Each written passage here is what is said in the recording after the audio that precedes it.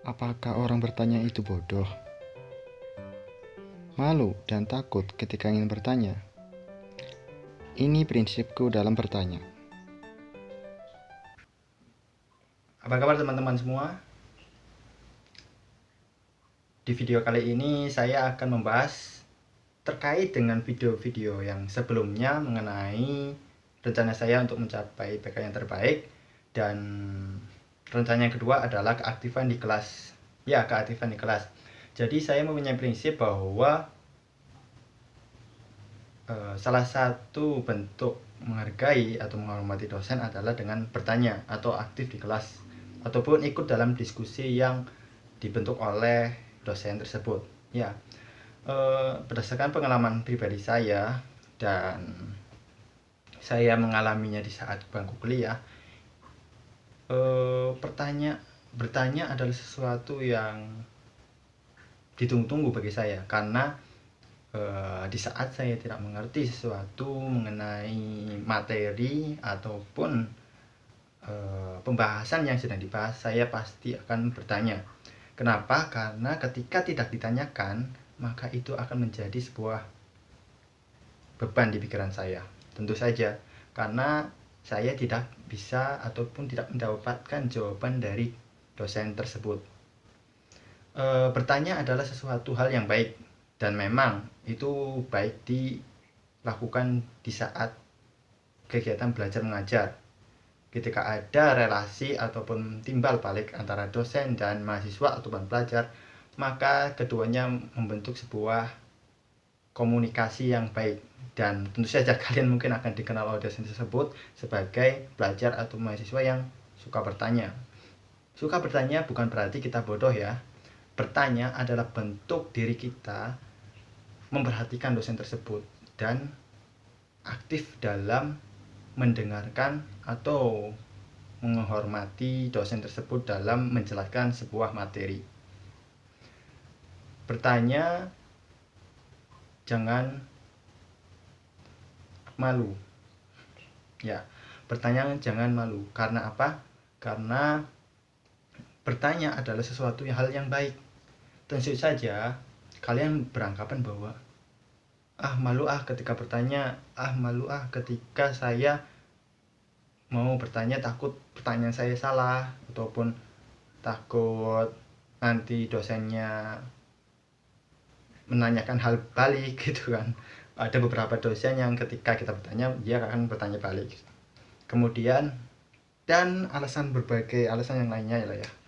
Nah, tentunya kalian harus memiliki sebuah keberanian untuk bertanya. Ketika misalkan kalian malu, lebih baik kalian berlatih. Pertama kali adalah mengangkat tangan. Oke, latihan aja. Baik di dalam kos atau di dalam kamar atau di rumah atau dimanapun yang kalian bisa latih diri kalian untuk mengangkat tangan. Nah, ketika Anda mengangkat tangan adalah suatu dorongan ataupun niat yang baik untuk bertanya. Nah, balik lagi ke materi atau video yang lalu, kita kan sudah berbicara tentang kita belajar 5 menit, kemudian kita ada materi yang tidak paham, kita tulis, kita buat pertanyaan, kemudian kita ajukan pertanyaan tersebut di pertemuan selanjutnya kepada dosen tersebut. Nah, ketika pertanyaan ini ada, kita buat pertanyaan, tanyakan saat itu juga, jangan ditunda-tunda, lebih baik ya. Karena ketika saya pernah mengalami hal ini, ketika saya punya pertanyaan beberapa, mungkin kalau nggak salah saat itu 3 pertanyaan, saya kehilangan momen untuk bertanya hal tersebut. Karena apa? Dosen tersebut sudah berganti bab pembahasan, jadi bukan pembahasan itu lagi. Boleh sih saya bertanya, namun saat itu saya pikir udah kelewatan, jadi saya tidak bertanya dan kehilangan momen untuk bertanya materi tersebut gitu. Nah, ada beberapa hal baik atau manfaat ketika kita bertanya. Yang pertama adalah ketika misalkan dosen tersebut mendaftarkan atau menilai keaktifan kita di kelas berdasarkan pertanyaan, maka itu nilai terbaik, nilai plus buat kita. Itu pertama. Yang kedua adalah kita bisa dikenal dosen. Ketika dikenal dosen, dalam hal ini ya dikenal dalam kebaikan ataupun hal yang positif, maka kita akan mungkin saja dipermudah dalam berbagai hal. Misalkan ini sebuah persepsi ya, ketika dosen akan memberikan penilaian, oh anak ini saya kenal dan aktif di kelas, mungkin saja ketika kalian misalnya B plus, mungkin dia akan mendapatkan A ya. Itu nilainya. Yang kedua adalah yang ketiga adalah kalian bisa membantu teman kalian ataupun apa ya namanya, ataupun ada teman kalian yang memiliki pertanyaan yang sama atau sesuatu yang bikin penasaran mereka dan kita tanyakan, itu akan membantu teman-teman yang lain. Itu bagi saya itu sebuah hal yang baik, karena kita bertanya ibaratnya pemancing ilmu, dan ilmu itu nanti yang akan disampaikan oleh dosen dan disebarkan ke mahasiswa yang lainnya. Nah itu juga hal 4 ya, positifnya. Kemudian yang lain adalah kita menjadi paham tentang materi tersebut. Tentu saja ya, kita jadi paham mengenai materi yang dibahas dan yang membuat kita penasaran, sehingga beban kita terhadap pertanyaan tersebut menjadi berkurang. Selanjutnya ya, banyak sesuatu yang baik ketika bertanya itu.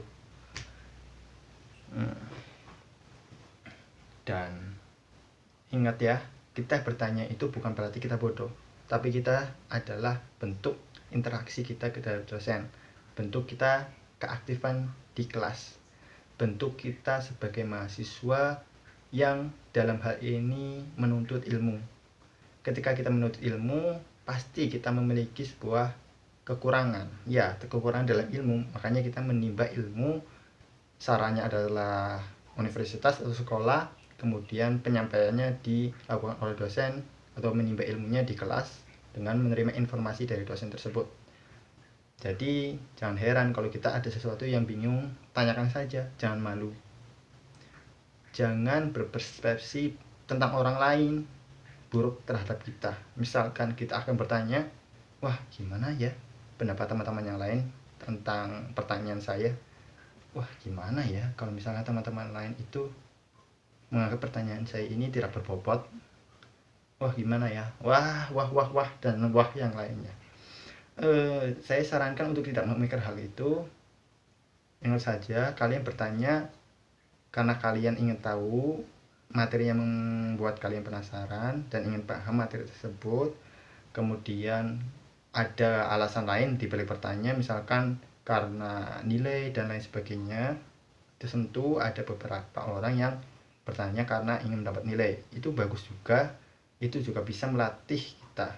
Namun mendapatkan nilai adalah sebuah hal umum di kalangan semua orang, dan itu saja adalah hal yang baik tentunya. Dan kita juga ketika bertanya akan menjadi pribadi yang lebih aktif lagi. Itu saja yang bisa saya sampaikan. Selanjutnya atau di video yang berikutnya saya akan membahas mengenai pembelajaran saat UTS ya. Sebagai pelajar, kita sebaiknya lebih banyak membaca sebuah buku untuk menambah wawasan atau informasi mengenai berbagai hal. Ya, buku adalah jendela dunia. Jendela di mana kita mendapatkan sebuah wawasan dan informasi baru yang dapat membantu diri kita dalam mengembangkan diri kita untuk lebih maju dan lebih berkembang.